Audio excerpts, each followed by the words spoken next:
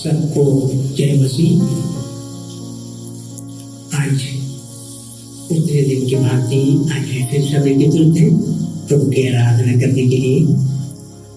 आइए हम सारे मन से प्रभु की आराधना करें। हम डर में हैं, मुश्किल में हैं, बीमार में हैं और इस लॉकडाउन में आइए उसकी स्तुति करें और उसके नाम की सराहें और उसके साथ संगति में आगे बढ़े। आइए हम इस आराधना विधि को शुरू करते हैं। सबसे पहले गीत संख्या 801 और रिवाइवल सॉन्ग को सिखाते हैं।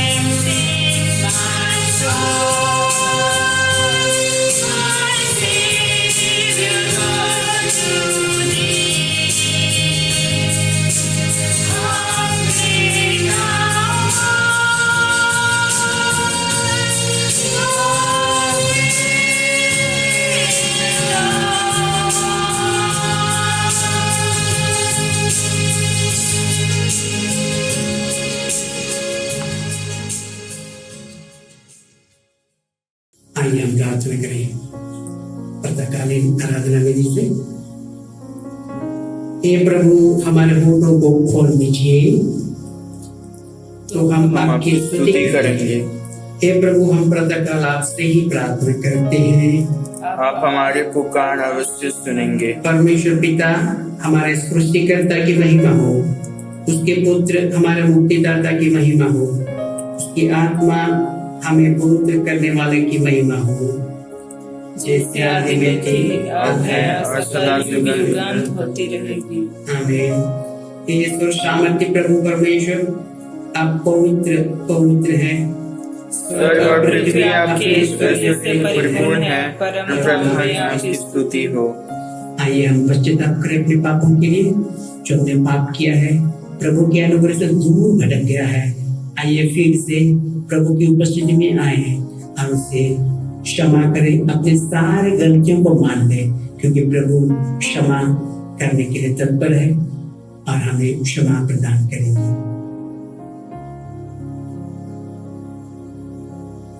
आइए हम एक साथ बोलेंगे। हे परम पवित्र और परम दयावान परमेश्वर, हम मानते हैं कि हमने मान वचन और कर्म से तथा भलाई करने के कारण आपके विरुद्ध और एक दूसरे के विरुद्ध पाप किया है। इसलिए हम आपसे प्रार्थना करते हैं और आप हम पर दया करें और हमारे पापों को क्षमा करें। आमीन। सर्वशक्तिमान और दयावान परमेश्वर, हमारे सब पापों को क्षमा करें, आप उससे हमें छुटकारा दें, हमें अपने जीवन को सुधारने के लिए अनुग्रह दें, आप पवित्र आत्मा के सामर्थ्य से हमें परिपूर्ण करें। आमीन। आइए हम एक गीत गाएंगे, प्रभु का धन्यवाद, number 135 revival song book, 135 revival song book.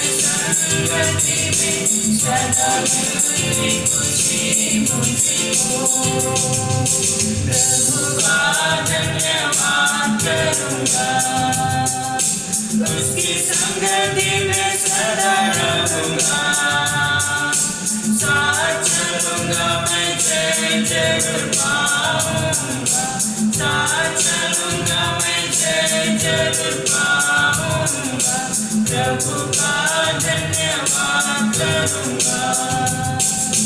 मेरे जीवन में बड़ी परेशानी में खुल जाता है आशा का द्वार। मेरे जीवन में बड़ी परेशानी में खुल जाता है आशा का द्वार। कभी ना डरूंगा, कभी ना हटूंगा, चाहे जान भी देना पड़े। कभी ना डरूंगा, कभी ना हटूंगा, चाहे जान भी देना पड़े। प्रभु का धन्यवाद करूंगा, उसकी संगति में सदा रहूंगा। साथ चलूंगा मैं, जय जरूर पाऊंगा। साथ चलूंगा मैं, जय जरूर पाऊंगा। प्रभु का धन्यवाद करूंगा। कितना अच्छा है वो, कितना धन्य है वो, यीशु मेरे जीवन का साथी। कितना अच्छा है वो, कितना धन्य है वो, यीशु मेरे जीवन का साथी। मेरी जरूरतों को पूरी करता है वो, कोई घटी नहीं मुझको। मेरी जरूरतों को पूरी करता है वो, कोई घटी नहीं मुझको। प्रभु का धन्यवाद करूंगा, उसकी संगति में सदा रहूंगा। साथ चलूंगा मैं, जय जरूर पाऊंगा। साथ चलूंगा मैं, जय जरूर पाऊंगा। प्रभु का धन्यवाद करूंगा।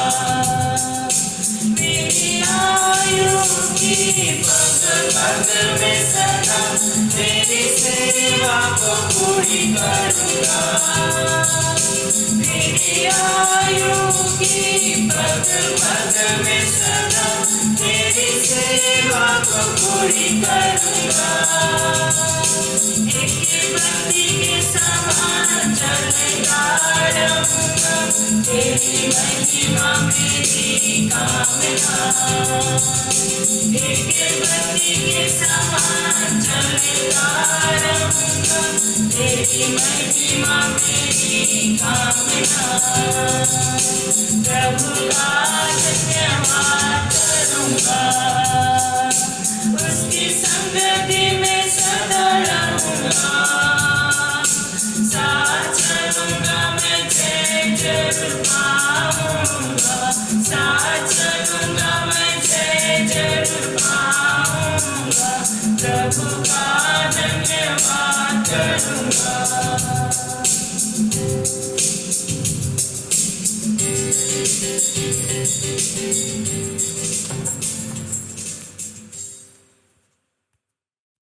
आइए हम अपने प्रार्थना को प्रभु के चरणों में रखें, क्योंकि प्रभु प्रार्थना को सुनने वाला है, हमें उत्तर देने वाला प्रभु है, क्योंकि वे हमारे साथ सदा रहने को तत्पर है।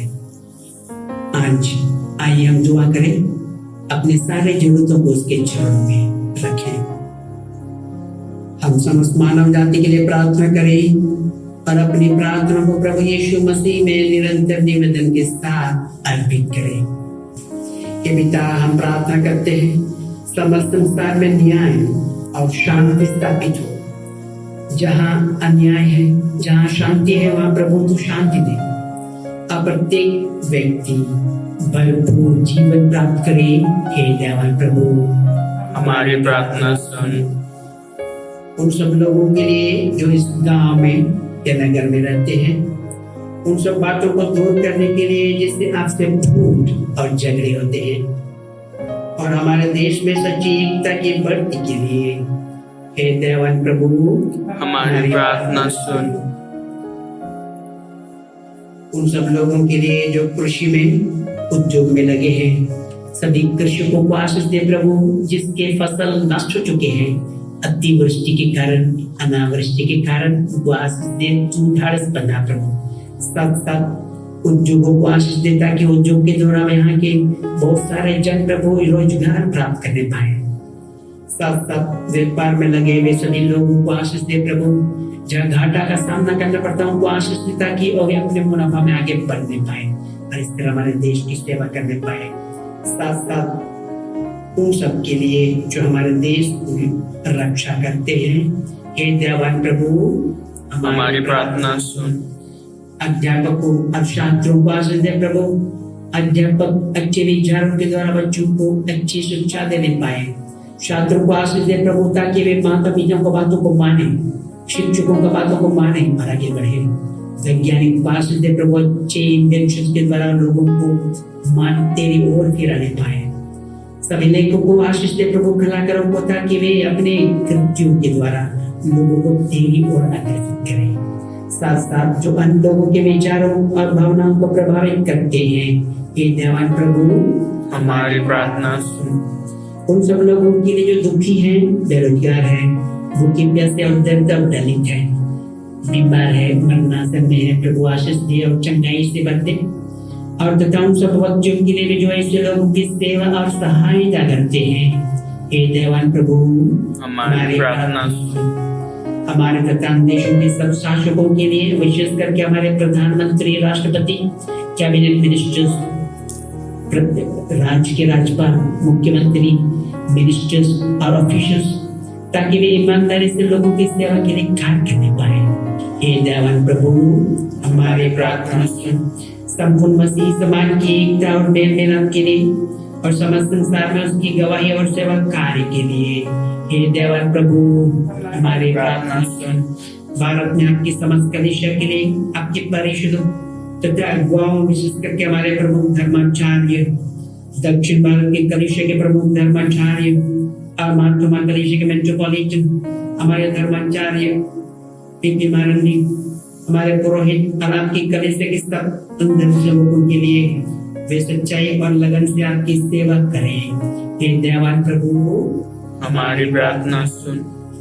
यह वर दे कि आपके उन सब भक्तों के साथ जिन्होंने अपने जीवन में सच्चाई से आपकी सेवा की है, हम भी आपके राज्य की शाश्वत आनंद में सहभागी हो सके। हे दयावान प्रभु हमारी प्रार्थना सुन। आइए हम एक साथ बोलेंगे। ईश्वर के पिता अपने राज्य को सुजन प्रकट कर हमारी प्रार्थना को सुन। हम तेरे पुत्र अपने प्रभु और उद्धारकर्ता यीशु मसीह के नाम से मांगते हैं, आमीन। आइए हम इस समय विश्वास वचन को दोहराएंगे। नित्य के विश्वास वचन। मैं सर्वशक्तिमान पिता, स्वर्ग और पृथ्वी के सृष्टिकर्ता परमेश्वर पर विश्वास करता हूँ। मैं उसके योद्धा पुत्र हमारे प्रभु यीशु मसीह पर विश्वास करता हूँ। वह पवित्र आत्मा के सामर्थ्य से गर्भ में आया और मरियम से जन्मा। उन्होंने बिंदु पिलातुस के सिंहासन में दुख होगा, वह क्रूस पर चढ़ाया गया, मारा गया, मृतकों में से उतरे, तीसरे दिन में जी उठे, स्वर्ग पर चढ़ गए, अब पिता की दाहिनी ओर विराजमान है और जीवितों को मृतकों ने करने के लिए प्रेराएंगे। मैं पवित्र आत्मा पर, पवित्र सत्य कलीसिया पर, संतों की संगति, पापों की क्षमा, देह के पुनरुत्थान और अनंत जीवन में विश्वास करता हूँ, आमीन। आइए हम एक गीत गाएंगे। गीत संख्या 1 रिवाइवल सॉन्ग, आत्मा प्रभु का।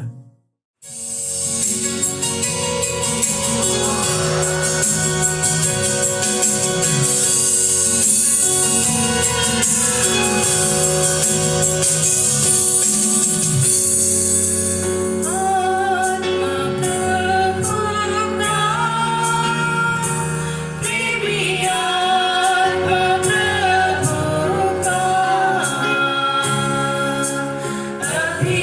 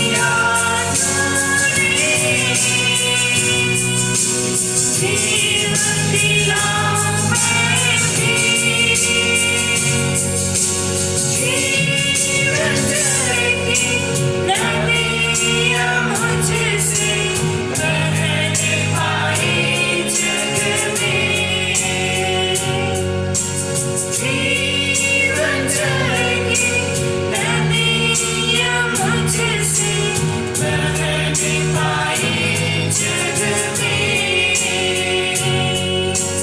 आत्मा प्रभु का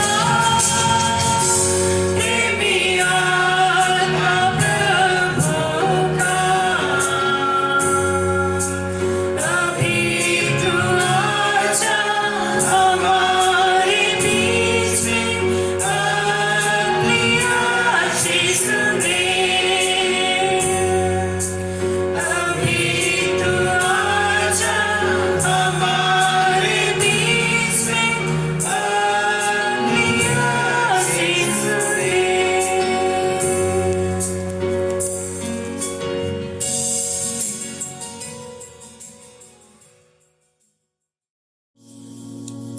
संत यूहन्ना के अनुसार पवित्र सुसमाचार अध्याय 14 15 से 21 आयत तक। संत यूहन्ना के अनुसार सुसमाचार अध्याय 14 पद संख्या 15 से 21।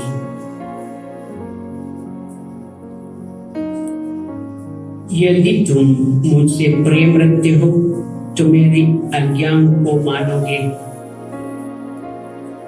और मैं पिता से विनती करूंगा और वह तुम्हें एक और सहायक देगा कि वह सर्वदा तुम्हारे साथ रहे, अर्थात सत्य का आत्मा, जिसे संसार ग्रहण नहीं कर सकता, क्योंकि वह ना उसे देखता है और ना उसे जानता है।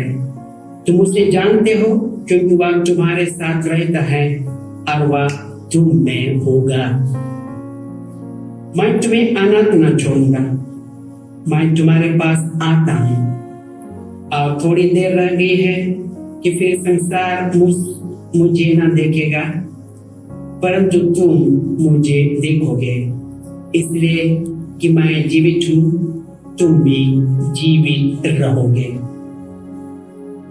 उस दिन तुम जानोगे कि मैं अपने पिता में हूँ और तुम मुझ में, और मैं तुम में।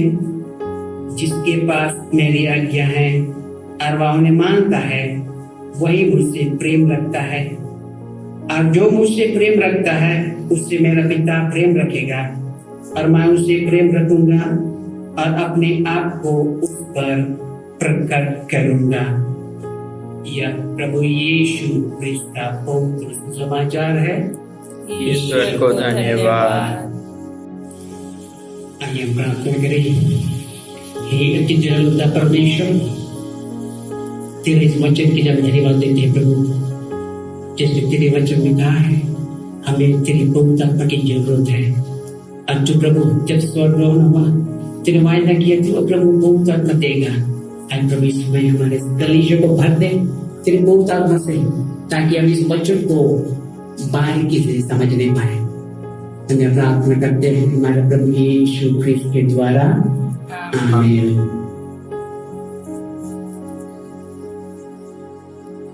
आइए हम एज़ेकियेल नबी का पुस्तक को पढ़ते हैं। अध्याय 37 1 से। यहोवा की शक्ति मुझ पर हुई और वह मुझ में अपना आत्मा समवाकर बाहर ले गया और मुझे तराई के बीच खड़ा कर दिया। वह तराई हड्डियों से भरी हुई थी।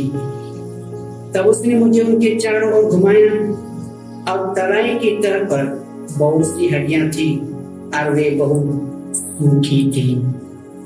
तब उसने मुझसे पूछा, हे मनुष्य के संतान, क्या ये हड्डियां जी सकती हैं? मैंने कहा, हे परमेश्वर यहोवा, तू ही जानता है। तब उसने मुझसे कहा, इन हड्डियों से भविष्यवाणी करके कहा, हे सूखी हड्डियों, यहोवा का वचन सुनो।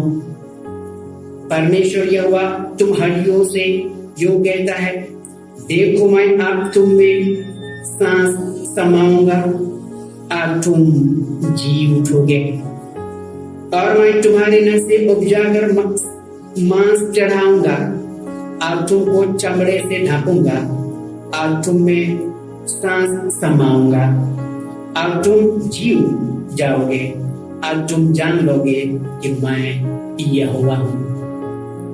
इस आज्ञा के अनुसार मैं भविष्यवाणी करने लगा और मैं भविष्यवाणी कर ही रहा था कि एक आग आई और भूगोल हुआ और वे हड्डियां इकट्ठी होकर हड्डी हड्डी जुड़ गई और मैं देखता रहा कि उनमें से नसें उत्पन्न हुई और मांस चढ़ा और वे ऊपर चमड़े से ढक गई, परंतु उनमें सांस न थी। तब उसने मुझसे कहा, हे मनुष्य के संतान, सांस से भविष्यवाणी कर। और सांस से भविष्यवाणी करके कहा, हे सांस, परमेश्वर यहोवा यूं कहता है कि चारों दिशाओं से आकर इस घात किए मुंह में समा जा कि ये जी उठे। इसकी इस आज्ञा के अनुसार मैंने भविष्यवाणी की। तब सांस उनमें आ गई और वे जीत कर अपने पांवों के बल खड़े हो गए और एक बहुत बड़ी सेना हो गई। परमेश्वर को धन्यवाद। यानी कि सूखी हड्डी जीवित हो गया, जो कोई काम का नहीं था वो जीवित हो गया। परमेश्वर की स्तुति हो। और इससे क्या, बहुत बड़ी सेना यानी कि इस्राएल बन गई। और फिर आगे कहता है, फिर उसने मुझसे कहा, हे मनुष्य के संतान, ये हड्डियां इस्राएल के सारे घराने की उपमा है। वे कहते हैं, हमारी हड्डियां सूख गई और हमारी आशा जाती रही, हम पूरी रीति से कट चुके हैं। वे कहते हैं, यानी कि वे कहते हैं, क्या कहते हैं? ये कहते हैं कि हमारी हड्डियां सूख गई और हमारी आशा जाती रही, हम निर्दोष हो गए, हम सड़ गए, हम कोई खाने की नहीं रहे, यही कहते रहते हैं। इस कारण भविष्यवाणी करके उससे कहा, परमेश्वर यहोवा यूं कहता है, मेरी प्रजा के लोगों, देखो मैं तुम्हारे कब्रें खोलकर तुमको उनसे निकालूंगा और इस्राएल के देश में पहुंचा दूंगा। सो जब मैं तुम्हारी कब्रें खोलूं और तुमको उनसे निकालूं, तब हे मेरी प्रजा के लोगों, तुम जान लोगे कि मैं यहोवा हूं। और तुम में अपना आत्मा समाऊंगा और तुम जियोगे। यानी कि यह एज़ेकियल जो उसे एक ऐसे तराई में ले गया परमेश्वर ने, जहां हड्डियां थी, जहां कोई जीवन नहीं था। और जब वे जी उठे भविष्यवाणी के द्वारा, परमेश्वर की आत्मा के द्वारा वो जीवित हो गए, वे थे इस्राएल, यानी कि बहुत बड़ी सेना बन गए। इसमें मेरे प्यारे भाइयों बहनों, आज के जीवन में हमारी और क्रिश्चियन विश्वासियों का बस ऐसे ही कुछ होता है। वे अपनी निराशा, कमियों को गिनते रहते हैं। हमारी हड्डी सूख गई है, मैं जो कमजोर हूँ, मैं गरीब हूँ, मैं क्या कर सकता हूँ, मैं सबसे छोटा हूँ, रोगी हूँ, मैं क्या कर सकता हूँ।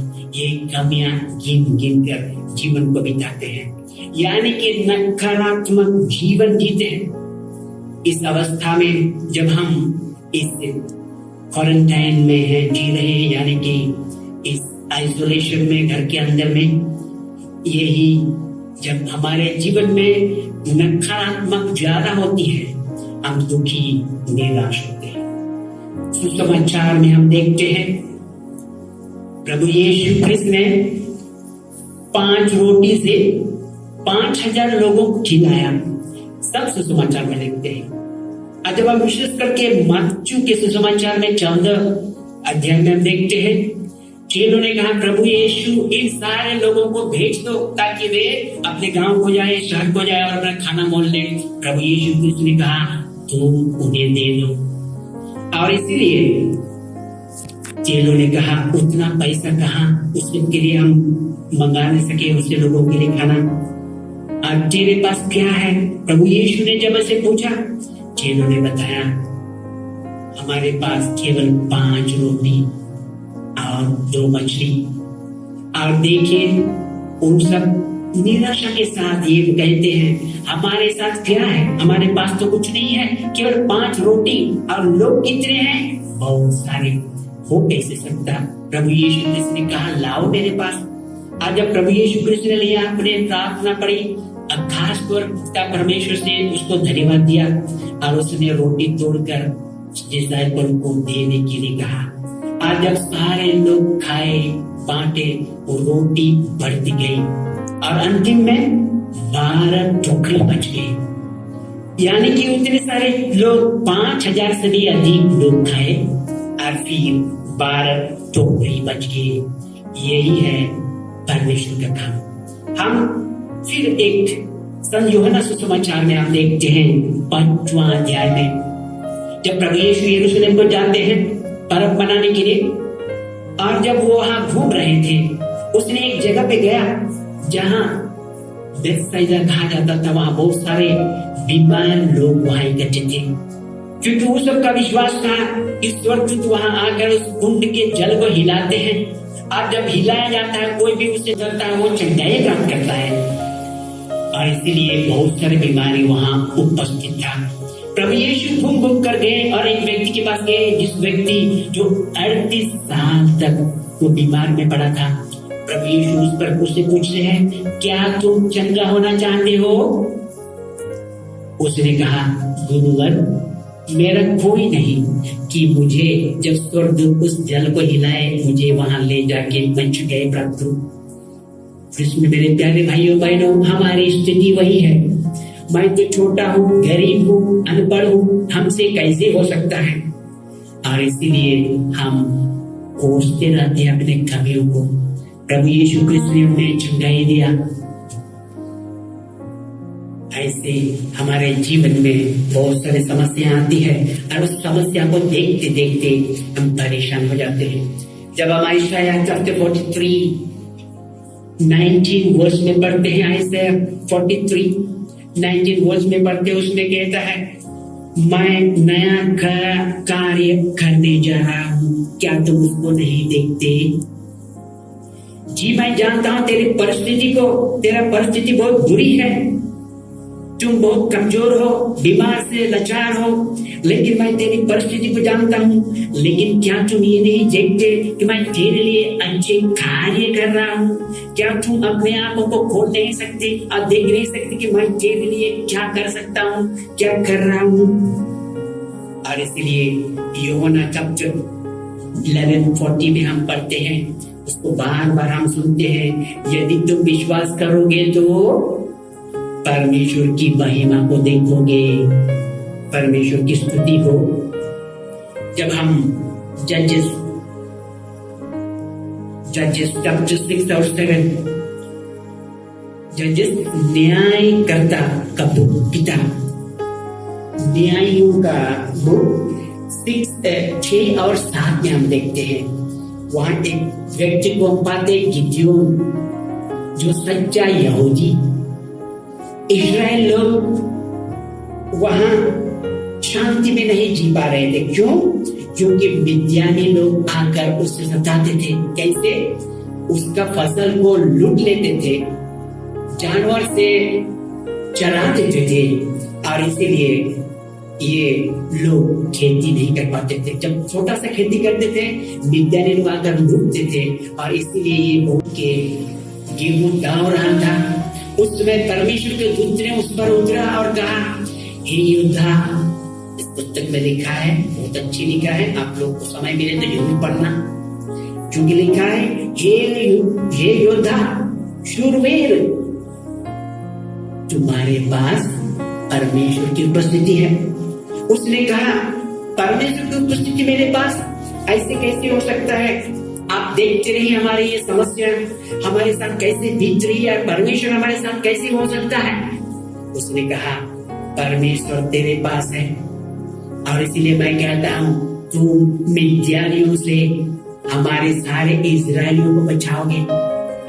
जब यह सुना, उसने कहा, हे गुरुवर, मैं जो अपने कुल में सबसे दरिद्र हूँ, सबसे गरीब हूँ, और फिर हमारा कुल में, हमारे परिवार में, खानदान में सबसे छोटा, मैं कैसे बचा सकता हूँ? यानी कि उसने असमर्थता प्रकट किया। उसने कहा ना ना ना, तुम बचाओगे, और इसीलिए लोगों को इकट्ठा करो, एक सेना का पलटन बनाओ और मिद्यानियों से युद्ध करो। उसने गया, धीरे धीरे लोगों को इकट्ठा किया और उसने बहुत सारे लोगों को इकट्ठे किया। परमेश्वर ने कहा ना ना, उतना सारा नहीं, तुम छांटो, और छांटते छांटते केवल 300 लोगों को रखा। और ये 300 लोग मिद्यानियों को क्या किए? परास्त कर दिए। 300 लोग क्या किए? उतने मिद्यानियों को क्या किए? वो हरा दिए। यही है परमेश्वर का कार्य। थोड़े से झुंड उतने सारे लोगों को क्या किए? हराए।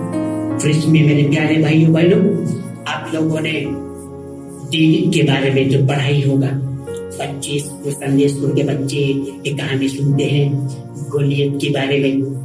इस्राएल और फिलिस्ती सेना आमने सामने खड़ी थी और वहां 40 दिन तक कोई युद्ध नहीं था, क्योंकि गोलियत सबसे बड़ा खूंखार सामने आता था और क्या कहता था? मैं द्वंद्व युद्ध करूंगा, यानी कि 2 युद्ध होगा। मैं और इस्राएल के साथ एक व्यक्ति को भेजो, और जो जीतेगा मेरा सारा राजपाट वो ले लेगा। और इसीलिए क्या है, वे डर रहे थे कौन उसके पास जाए। गोलियत बहुत बड़ा राक्षस था, कौन जाएगा उसके पास? और फिर 40 दिन तक कोई युद्ध ना हुआ। और उस बीच में क्या हुआ? दाऊद उस युद्ध भूमि में आता है अपने भाइयों को देखने के लिए, और वहां आता है, वो कहता है मैं लड़ूंगा। और फिर लोग उससे कहते हैं ये तो कैसे लड़ेगा, लेकिन वो जीत करके वो चला गया। राजा ने उसको अलाउ किया, और जैसे वह गया, गोलियत ने उसको देखकर कहा, क्या तुम ये छोटा सा लाठी लेके इस कुत्ते को मारने आ रहे हो? मैं कुत्ता हूं क्या? लेकिन दाऊद ने कहा, मैं परमेश्वर प्रभु के नाम पे आता हूं, और आज ही तेरा सिर मेरे नीचे होगा। उसने, यानी कि लोग उस समय क्यों डरे थे? क्योंकि लोग उसको देखते थे, बड़ा सा शरीर, 6-8 फुट का शरीर, उसके कवच शास्त्र, लेकिन दाऊद के पास छोटा सा चिकना मोती पत्थर, और उसने उसी से उसको हराया। यानी कि लोग उसे देख के डरते थे, लेकिन दाऊद ने किसको देखा? गोलियत को नहीं देखा। उसने पिता परमेश्वर को दृष्टि की, और इसीलिए उसने क्या किया? उसने लड़ाई किया और उस चिकने पत्थर से उसको मार गिराया, और इस तरह से फिलिस्ती सेना को हरा दिया। तो यही है परमेश्वर का कार्य। इसलिए रिसेंटली एक गीत आया था, तेरी मुश्किल कितनी बड़ी है, उससे बड़ी परमेश्वर है। यदि हम विश्वास करें हमारा मुश्किल से बड़ा परमेश्वर है, तो हम जीत हासिल करेंगे, हम फतह हासिल करेंगे। यदि हम विश्वास करें हमारा समस्या से ऊपर प्रभु है। फिर परमेश्वर के लिए सब कुछ संभव है, कोई सा संभव नहीं। बाइबल में ऐसी बहुत सारी चीजों को हम देखते हैं। सबसे पहले सृष्टि, परमेश्वर ने सृष्टि की शब्द मात्र से, धरती आकाश सारा चीज एक शब्द मात्र से किया। फिर उसने इब्राहिम को चुना और उसने कहा इब्राहिम के द्वारा समृद्धि उत्पन्न होगा आकाश के तारे की तरह। ऐसे कैसे होगा आकाश के तारे की तरह? क्योंकि उसके तो कोई संतान नहीं थी। परमेश्वर ऐसे व्यक्ति को चुनता है जिसका कोई संतान ना था, और कहता है इससे क्या होगा? मैं राष्ट्र करूंगा। फिर मूसा को चुनता है। मूसा फिरौन के घर में बड़ा हुआ, और एक दिन बाहर निकला, देखा अपने लोग दूसरों से झगड़ा कर रहे थे, और इसलिए क्या किया? वो मिस्री व्यक्ति को मारा, और इस तरह अपने लोगों को, इस्राएल को बचाया। तो 2 इस्राएल लड़ रहे थे, उसने कहा तुम भाई भाई क्यों लड़ते हो? एक ने कहा क्या तुम भी मुझे मारना चाहते हो जैसे कल तुमने उस मिस्री को मारा? और यह सुनकर वो डर गया कि राजा को खबर ना हो, और खबर होगा तो वो उसे मार डालेंगे, इसलिए वहां से भाग गया और वो मेदन को चला गया और वहां उसने अपने जीवन को शुरुआत किया। फिर वहां क्या हुआ, वो डर के मारे छिपा हुआ था।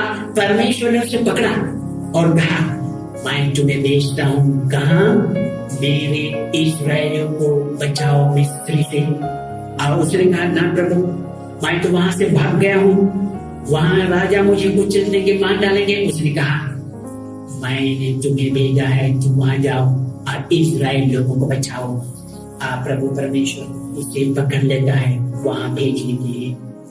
जब ऐसा आया तब चैप्टर में हम देखते हैं 6 अध्याय में, वहां पाते हैं ऐसा क्या करता है, मंदिर में चढ़ जाता है और वहां क्या होता है, वो प्रकाश से आलोकित हो जाता है, परमेश्वर का प्रकाश से।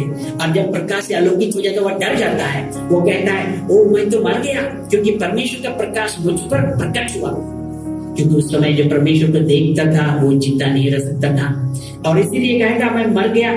लेकिन परमेश्वर ने उसे कहा, मैं तुम्हें छूता हूँ।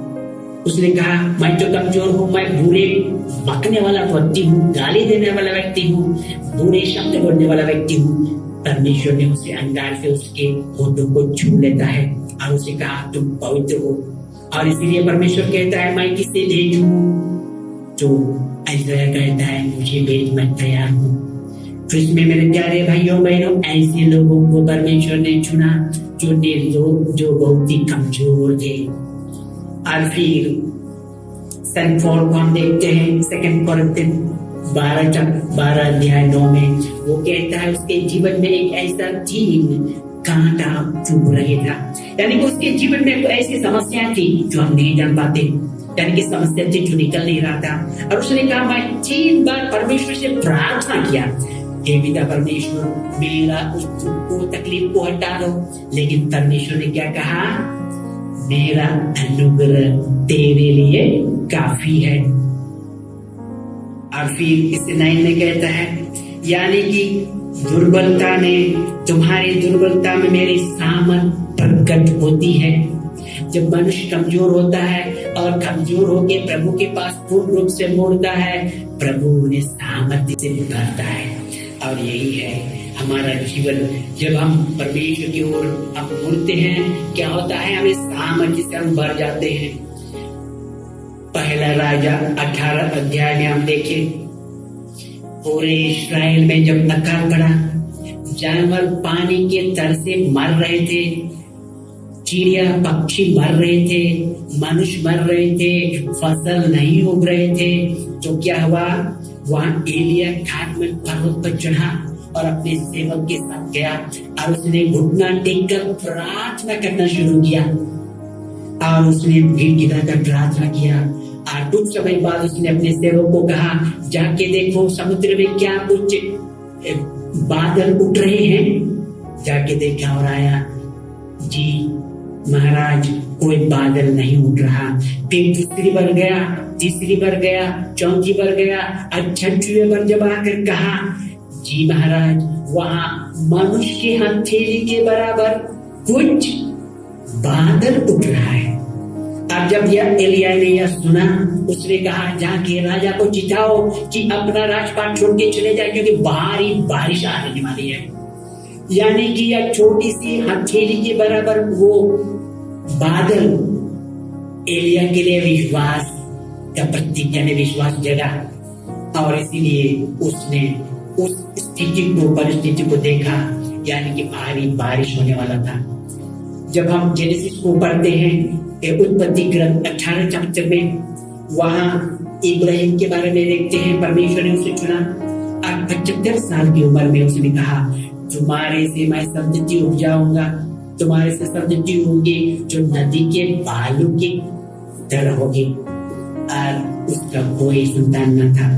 और क्या हुआ, वो 75 साल, और फिर उसको बच्चा पाने के लिए और 25 साल वेटिंग करना पड़ा। यानी कि वो जब 99 साल के हुए, स्वर्गदूत उसके घर में आए और वह इब्राहिम ने उसे खिलाया पिलाया। फिर उसने जाते हुए कहा, अगले साल जब मैं आऊंगा, जब 100 ईयर्स को 100 साल में पूरा होगा, तो तुम्हारे परिवार में, तुम्हारे गोदी में एक बच्चा होगा। यह सुनकर जो सारा अंदर में थी वह हंसी, क्योंकि वह सोची ये हो कैसे सकता है, इस बुढ़ापे में मेरा सारा कोट तो सूख गया, सारे मुरझा गए, कैसे हो सकता है। यह सुनकर स्वर्गदूत ने कहा, सारा क्यों हंसी? क्या परमेश्वर के लिए कोई सा काम कठिन है? क्या कोई सा काम असंभव है?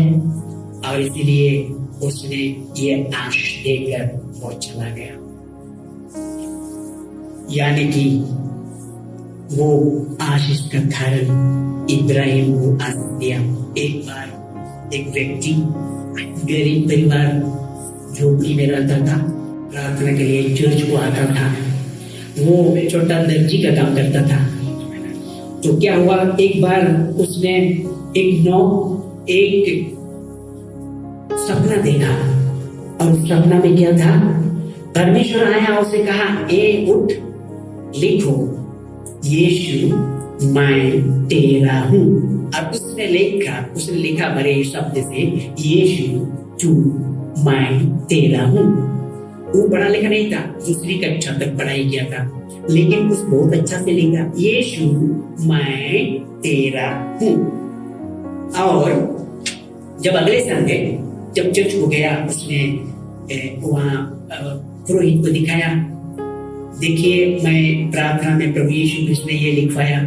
और जब ऐसे किया, यूजुअली उसको पेट का दर्द होता था, और वहां आया, प्रार्थना किया तो थोड़ा तो चंगाई मिली, लेकिन पूरी तरह से नहीं।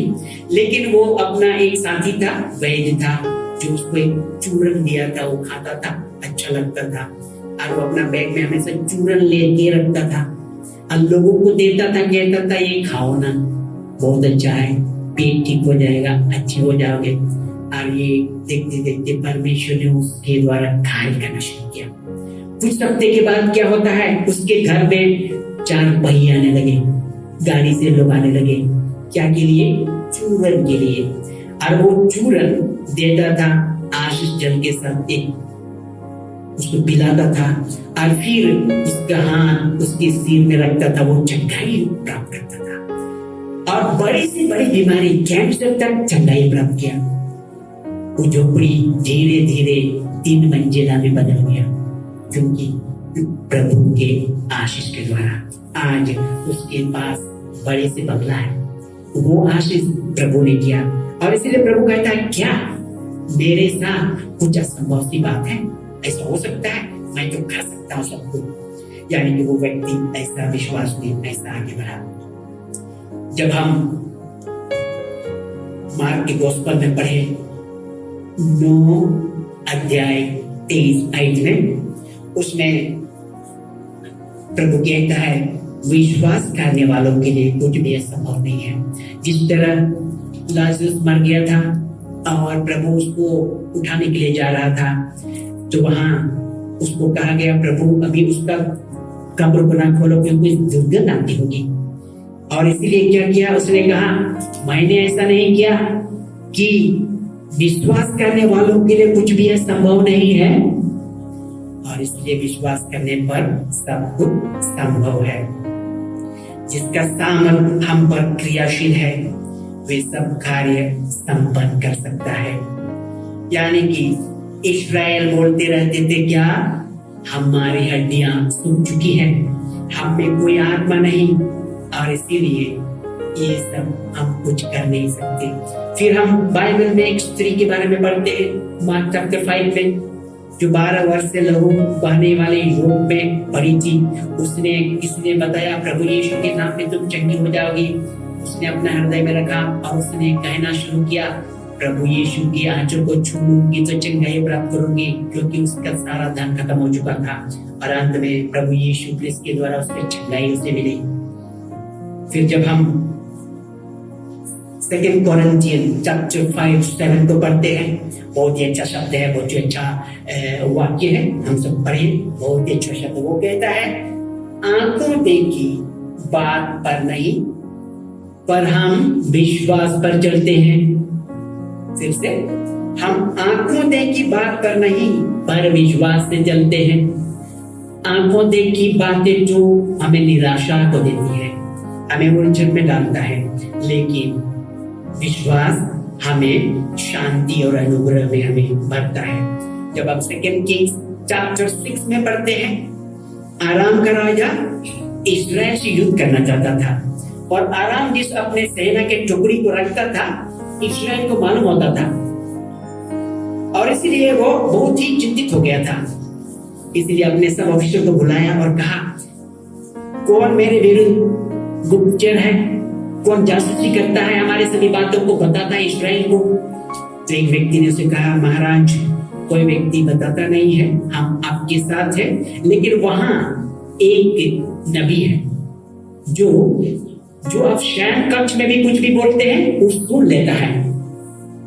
उसने कहा, ऐसी बात है, और इसलिए उसने कहा, मैं जाऊं, तुम लोग जाओ, उसको पकड़ो, जब तक उसे नहीं पकड़ोगे तब ये अच्छा हम लोग के नहीं होगा। और इसलिए दूसरे दिन अपने सारे पलटन को वहां भेजा और एलिया के सामने क्या किया, सारे पलटन घेर लिए उसके घर को। जब एलिया को सेवक बाहर निकला, देखा बहुत सारे सैनिक घेर चुके हैं, उसने दौड़ के आया और कहा, महाराज हम तो मर गए क्योंकि सारा पलटन सैनिक हमारे घर को घेर लिया है। और एलिया ने क्या कहा, जो हमारे विरुद्ध खड़ा है, हमारे सुरक्षा में उससे ज्यादा सैनिक खड़े हैं। और उसने तुरंत प्रार्थना किया, हे पिता है परमेश्वर, इस नवयुवक के आंखों को खोल। अब परमेश्वर ने उस नवयुवक का आंखों को खोला और देखा सही में उसके विरुद्ध में जितने लोग खड़े थे, उसके साथ परमेश्वर के दूत के सैनिक उसके साथ उसके बचाव में खड़े थे। और उसने आंखों में देखा।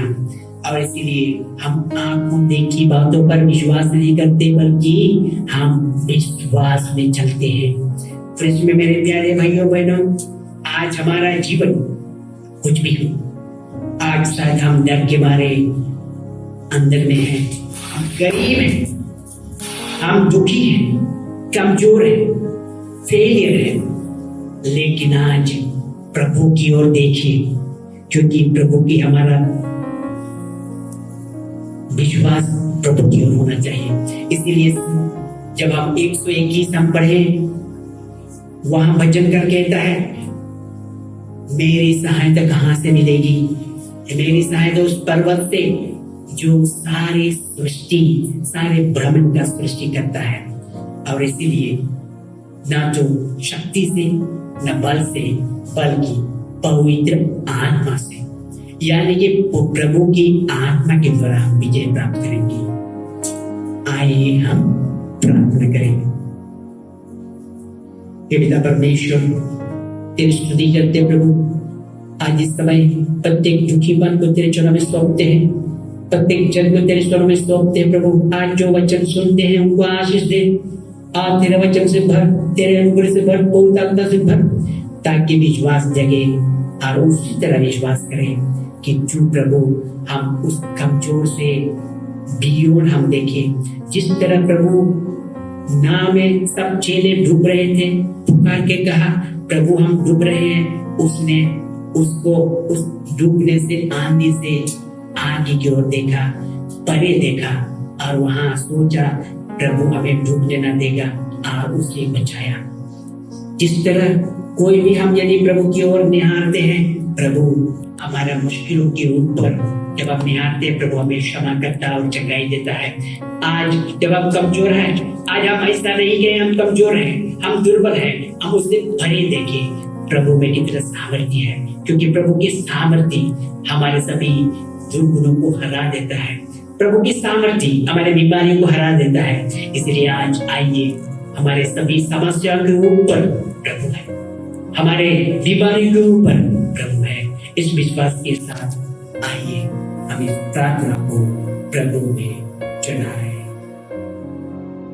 हे पिता हमारे जो स्वर्ग में है, तेरा नाम पवित्र किया जाए, तेरा राज आवे, तेरी इच्छा स्वर्ग में ऐसे से पूरी हो। हमारे प्रतिदिन का अनाज हमें दे और हमारे अपराधों को क्षमा कर जैसे हमने अपराधी को क्षमा करते हैं और हमें परीक्षा में न डाल परंतु बुराई से बचा, क्योंकि राज और पराक्रम और महिमा सदा तेरी ही है। आमीन। हमारे प्रभु यीशु क्रिस्त का प्रेम, यीशु की कृपा, अमूल्य का साक्षी हमारे साथ रहे, सदा निवास करे। जय मसीह की।